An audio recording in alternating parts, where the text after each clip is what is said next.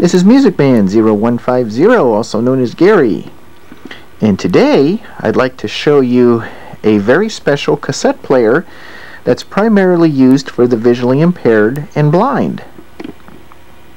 As you can see, this is a typical Talking Book Cassette Player from the Library of Congress. And right up here at the top left hand corner, you can see, we'll put the light on, maybe that'll help, you can actually see the property of U.S. government symbol on the left hand corner there. So these types of machines are available for use by loan from the Library of Congress for anybody that's involved with the Talking Book program, whether you're visually impaired or physically disabled. You'd be eligible to get one of these types of machines on loan and be in the Talking Book program. Next to the player, I have a typical cassette that actually comes when you're in the program. As you can see on this cassette, there's some raised dots. That's called Braille, and that allows a blind person to be able to read what's on the cassette. And the green container that you see right here next to this cassette has the second cassette of this particular book inside the case. And as you can see, the cassette just sits in there very nicely by the means of these posts. Well, they're not really posts, but they're places that hold the cassette in one position when it's in the case, so it doesn't move around and make rattling noise when you carry the case, when you carry this container around. I guess you can call these posts. But anyway, when you put the cassette in these cases, you normally would put them in like this, the Braille side up. One would go like that, and the other one would go like that.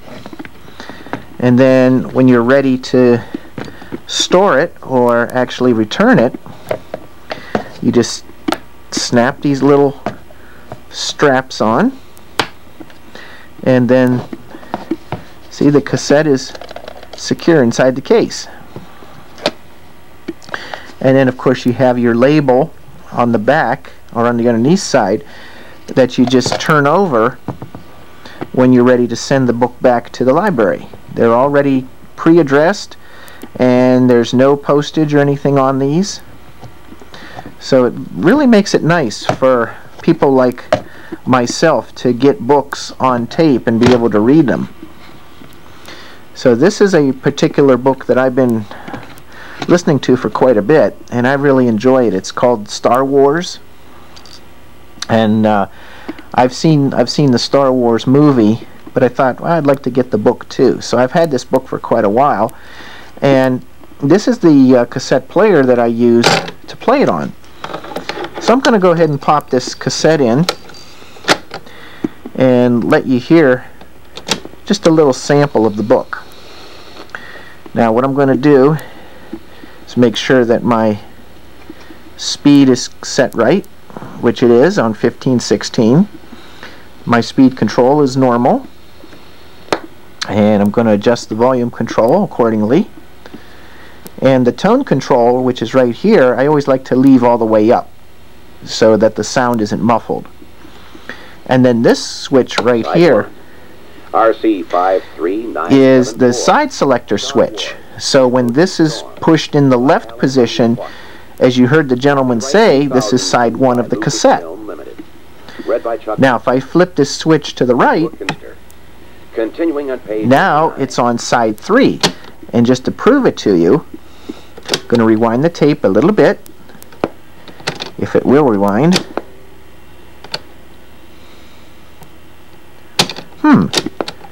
Doesn't want to rewind. Okay, well, let's play it anyway and see what we got. Leaning toward Obi-Wan. Yeah, it didn't rewind. So my trick, what I do usually if a tape doesn't rewind, I flip it over, fast forward it a little bit, then flip it back over again and put it back in, and then hit play, and it works good. Now you'll hear the gentleman say it's side 3. We'll turn it up so you can hear it.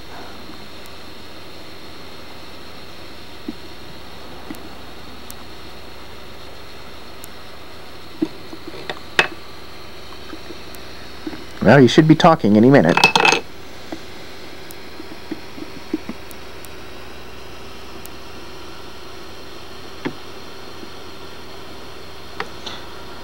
They do put a long lead on these tapes. I don't know why. Side 3, Star Wars: The Approaching Storm, there. by Alan Dean Foster. See? Now that's side 3 of the same tape.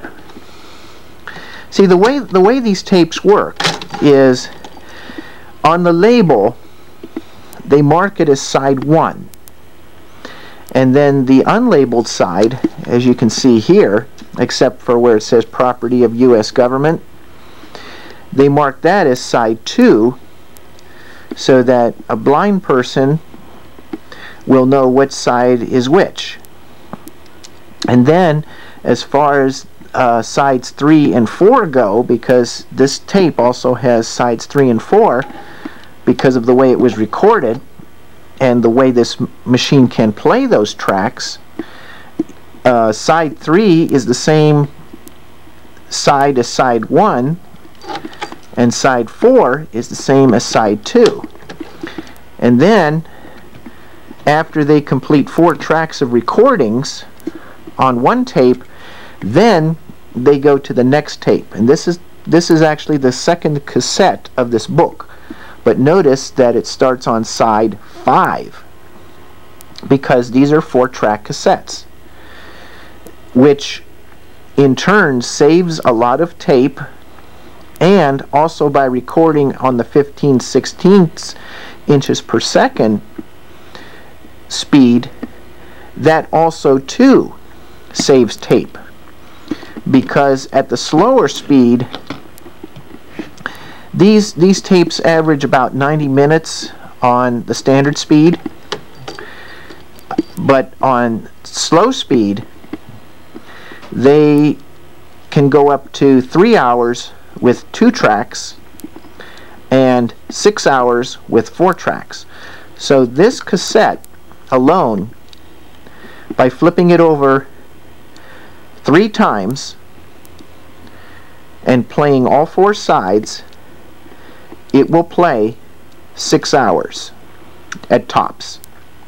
Now it actually isn't 6 hours, because as you observed, the lead-in on the tape was pretty long. They put probably about maybe a minute or 2 minutes or so in the beginning. And then, of course, on the end of the tape, they don't go all the way to the end either. They leave maybe about 5 minutes or so. So it probably averages out to about maybe 5 hours and 45 minutes per cassette, which is still a long time to listen. So that's pretty much covering the tapes themselves.